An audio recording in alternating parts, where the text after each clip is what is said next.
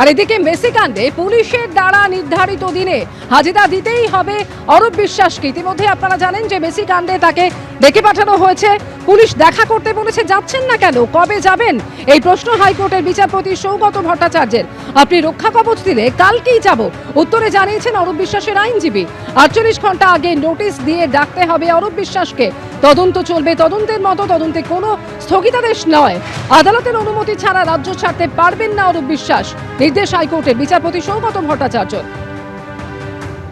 ডিম পাথর থেকে নিরাপত্তার জন্য আদালতে আর্জি অরূপ বিশ্বাসের আইনজীবীর। নিম্ন আদালতে পাসপোর্ট জমা রাখতে হবে অরূপ বিশ্বাসকে। একই সঙ্গে গ্রেফতারের মতন কড়া পদক্ষেপ করতে পারবে না পুলিশ, এমনই নির্দেশ দিয়েছেন হাইকোর্টের বিচারপতি সৌগত ভট্টাচার্য।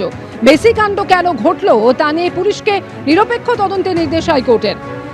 বিধাননগরের পুলিশ কমিশনারের নেতৃত্বে হবে তদন্ত, 4 সপ্তাহের মধ্যে রিপোর্ট জমা দিতে হবে কলকাতা হাইকোর্টে, এমনও নির্দেশ হাইকোর্টের বিচারপতি সৌগত ভট্টাচার্যের। মেসি কাণ্ডে আমরা অত্যন্ত লজ্জিত, এমন এই মন্তব্য বিচারপতি। এই মন্তব্য করেছেন বিচারপতি সৌগত ভট্টাচার্য। এর ফলে রাজ্যের ভাবমূর্তি ক্ষুণ্ণ হয়েছে, এমনও মন্তব্য করেছেন তিনি। মেসিকে জড়িয়ে ধরে অরূপ বিশ্বাস দাঁড়িয়ে আছেন, মেসিকে অরূপ বিশ্বাসের বাল্যবন্ধু, এই প্রশ্ন তুলেছেন বিচারপতি সৌগত ভট্টাচার্য। অরূপ বিশ্বাস এসব কিভাবে করতে পারলেন?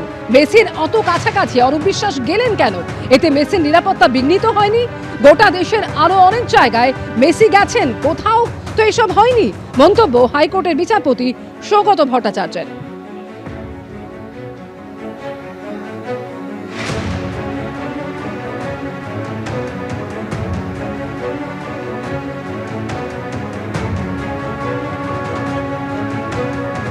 আর এরই মধ্যে সই জালিয়াতি কাণ্ডে যেটা জানা যাচ্ছে যে এফআইআর খারিজের আবেদন জানিয়ে রক্ষা কবচে অভিষেক বন্দ্যোপাধ্যায় তিনি আদালতের দ্বারস্থ হয়েছেন। যে মামলার অর্থাৎ যে আবেদনের শুনানি রয়েছে আগামীকাল হাইকোর্টে, এই মামলার আগামীকাল শুনানি হবে। সই জাল কাণ্ডের তদন্তে অভিষেক বন্দ্যোপাধ্যায়কে নোটিশ পাঠিয়েছিল সিআইডি, এবং আপনারা জানেন যে একাধিকবার তাকে ডেকে পাঠানো হয়েছিল ভবানী ভবনে, তিনি হাজিরা দেননি। 3 বার তাকে এর আগে নোটিশ পাঠানো হয়েছিল, কিন্তু হাজির হননি অভিষেক বন্দ্যোপাধ্যায়। এবং সেই মামলাতে এফআইআর খারিজ ও রক্ষা কবচের আবেদন করে তিনি হাইকোর্টের দ্বারস্থ হয়েছেন। যে আবেদনের শুনানি হতে চলেছে আগামীকাল হাইকোর্টে, এই মামলার আগামীকাল শুনানি হবে বলে জানা গিয়েছে।